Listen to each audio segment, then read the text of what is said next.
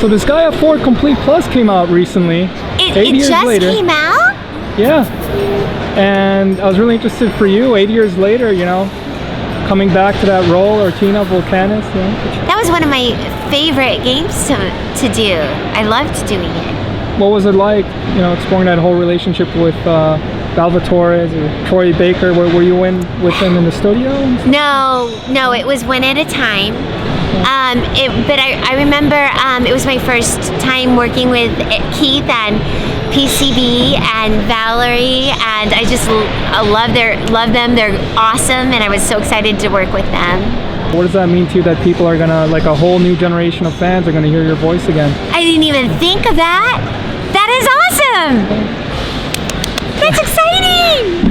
Because I feel like most of the stuff I've done is so much old. It's so old now compared to all the newer stuff. So a lot of the fans don't even know, you know, because they have this old stuff. Some of it's amazing, like the one you mentioned with the angels. Yeah. Haibane Renmei, but a lot of the fans don't know it. So I'm excited for younger generation to come in and be watching stuff. What kind of rituals do you have when you know, you go into a booth? Do you have something you do every time where if you don't do it, you feel off the rest of the day? Or? So yes, this kind of applies to my theater auditions also. Even better, because I'm an actor myself. Good. Okay, so it's different in New York though. When I was in LA, I used to have these certain tapes that these CDs that I would sing with in my car to warm up my voice. And then I developed like this list of about 12 characters. Some of them were from classes I took, and some of them were actually characters that I did. And I would go from highest to lowest, and I would do all these little snippets of all these characters in a row, so that I could warm up the softest, highest part of my voice. And down to the low part. You know, like, so I'm so hoarse right now.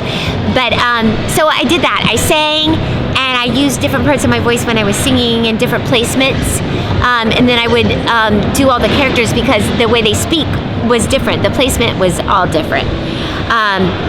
Like if I'm gonna play an old lady, it's going to a different place in my mouth, in my whole system, you know. And let's see, in I used to do that in my car, and I had a lot of time because it's LA, there's traffic. So in New York, the difference is I have to do that in my bathroom, and I don't have as much time, so I don't get to do all the singing with it. And I have this 30 to 45 minutes of stretching that I also do prior to going to any audition or voice work. Like yoga? It's actually based on my dance classes. Oh. It's stretching from my dance classes, just ones that I feel like help me the most and help open, especially like this area, because this area for me is very tight. So try to open things up. What do you do to protect your voice? Well, I didn't do that very well here, but let's see. I mean, in theater school, I learned about how to free up the voice and how to support it with the air so that you don't, and so that you're not damaging things, and keep this area, keep the vocal apparatus, you know, free. Warming up helps. Using different placements helps. Warming up some of the ways that I learned in school. I still use some of those tricks to warm up my voice. If you're working on a character that, like initially Mokina in Tsubasa Chronicles in Triple X Holic, it was first Tsubasa Chronicles, but wait, so Kuropu, are you tired? Put it away. You have to find ways to make it easier on yourself. It's placement. Does that make sense? No, of course. You know, you have a really unique voice. Do you feel you were born to do this pretty much? Were you pushed or steered into it right away? Actually, no, I'll tell you what happened. Yeah. So I was a theater actress. I still am, but you know, I started doing theater when I was in grade school. And when I got into high school and after high school, Actually, I was going to be a doctor. I was not going to be an actor.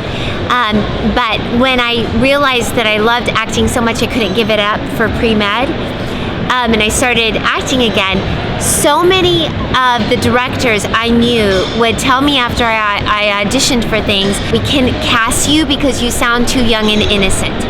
So, because it would be like characters who commit suicide or who are like really depressed or whatever. Then I know a film I did later, I auditioned for the crazy street chick, and they're like, you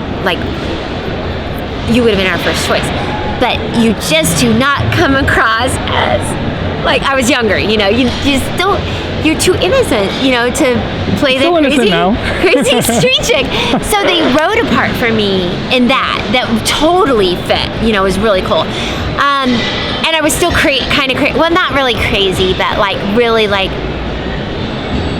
super innocent, didn't know anything.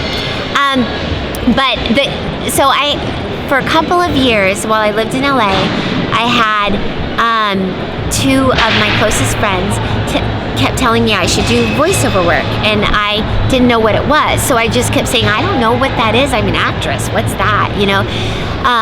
And it wasn't until finally I was auditioning for film and TV, and my agent had arranged a specific audition because he said that these people were having a really hard time finding the person that they wanted for this role. And I was like late 20s at that point. And so I auditioned. It was a special audition. I went in, I auditioned. The producer and the director were sitting there, and they go, she is exactly what we've been looking for, but we can't cast her because she sounds like she's 12. Right in front of me. That is when I was like, fine, I'm gonna start making this voice work for me. That's when I decided to do voiceover work. And I'd been toying around with the idea of like wanting to do a demo before, but it was only because I met somebody who did voiceover work, but I still didn't know a lot about it. But that's what really pushed me into it. I was like, I'm not getting any more of this. We can't cast her because she sounds too young. So that's how I started. What was that first audition like for voice acting? I know a lot of voice actors have told me that they've been really nervous, or they thought they messed up and then they got the role. What happened for you? No, actually my first audition was for a show called 3 by 3 Eyes.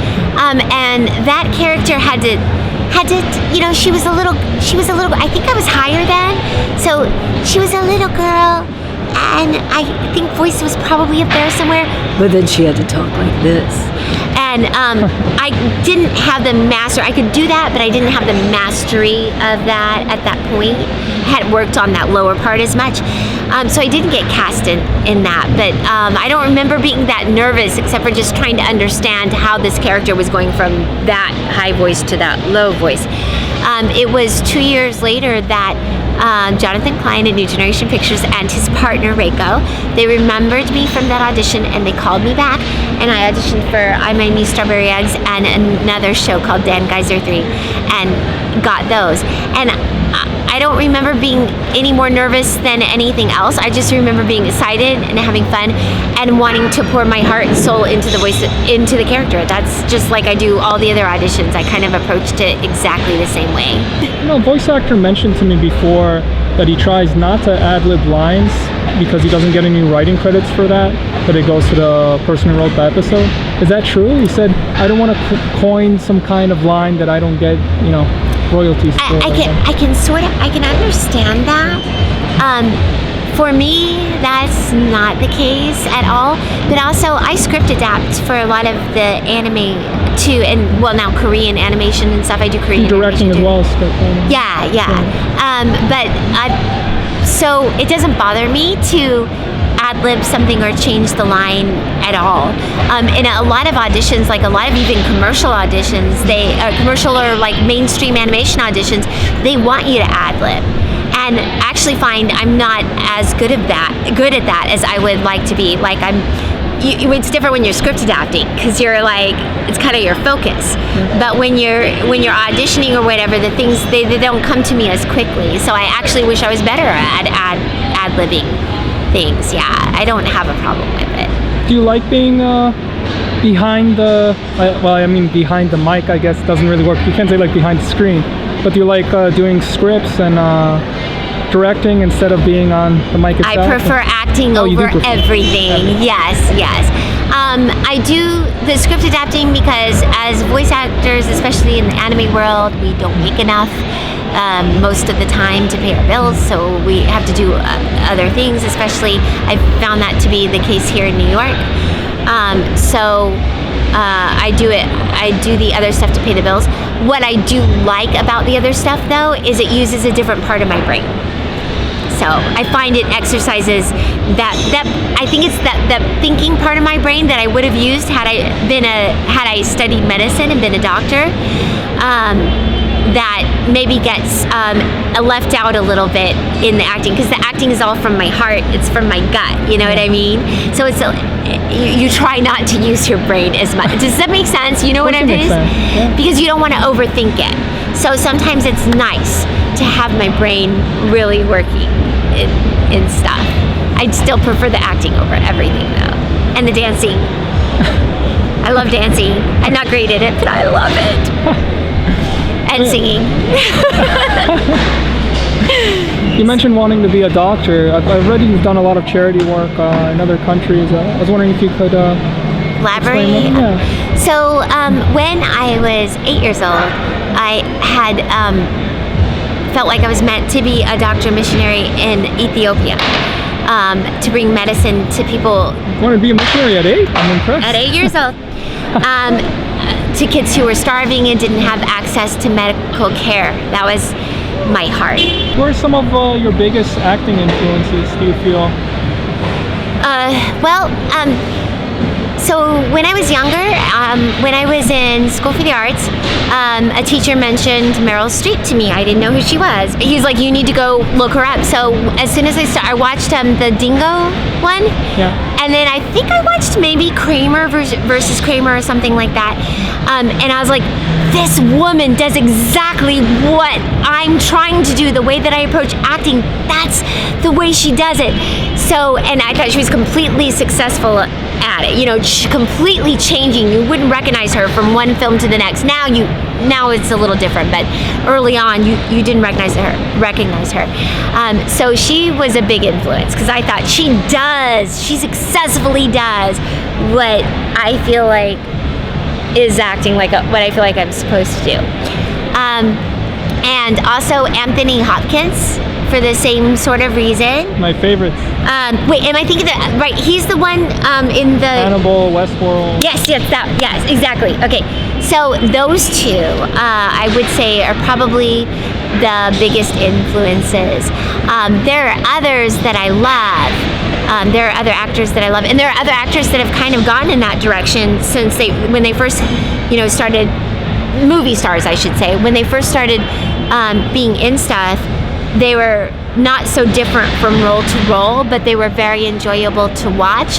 But I've seen some of those people actually start changing from role to role, and that's the kind of thing I love.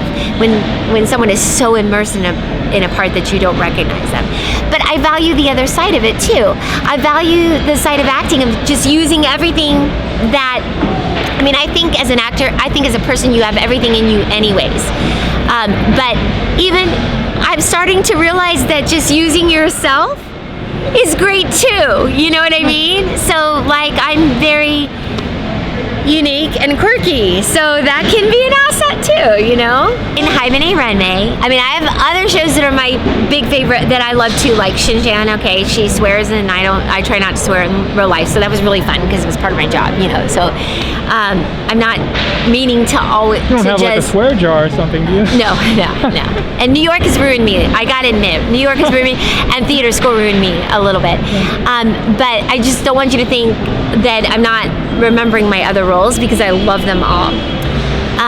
But in light of Haibane, it's very important that the characters in Haibane remembered their dreams that they had when they were born.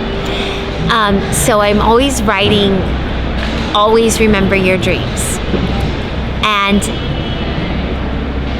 I feel very strongly that what you most want to do in life is what God wants you to do. And so my message would be, if there's something you want to do that's very strong inside of you, don't give up. Put your heart and soul into it and try to do it.